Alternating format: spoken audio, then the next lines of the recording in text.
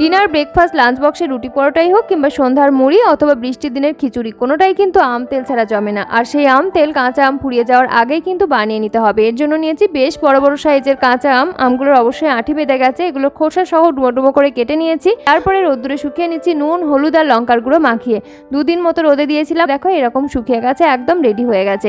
এর জন্য মশলাটা আমরা এখন তৈরি করে নেব। তার জন্য নিয়েছি 1 টেবিল চামচ 5 ফোড়ন, 1 টেবিল চামচ গোটা জিরে, 1 চা চামচ মৌরি, 1 চা চামচ কালো সর্ষে, 1 চা চামচ হলুদ সর্ষে, শুকনো লঙ্কা স্বাদ অনুযায়ী আর 1 টেবিল চামচ গোটা ধনে একসাথে করে ড্রাই রোস্ট করে গুঁড়ো করে নিয়েছি, একটু গোটা গোটা রেখে। তারপরে কড়াইতে সর্ষের তেল গরম করে নিয়েছি 250 থেকে 300 ml মতো। এর সাথে ফোড়নে দিয়ে দিলাম কালো জিরে, শুকনো লঙ্কা, হলুদ গুঁড়ো, লঙ্কার গুঁড়ো, শুকিয়ে রাখা আম, নুন আর বেটে রাখা মশলা একসাথে করে মিনিট 2-3 মতো নাড়াচাড়া করে নিলাম। তারপর এগুলো ঠান্ডা হতে রাখলাম। আর থেকে একটা পাত্রে আরো কিছুটা সর্ষের তেল গরম করে নিয়েছি। তারপরে সবকিছু একসাথে ঠান্ডা হয়ে গেলে একটা কাঁচের বয়ামে সংরক্ষণ করে নিলাম, থাকবে 3 বছর পর্যন্ত। লাইক, কমেন্ট, সাবস্ক্রাইব করে সঙ্গে থেকো। ধন্যবাদ।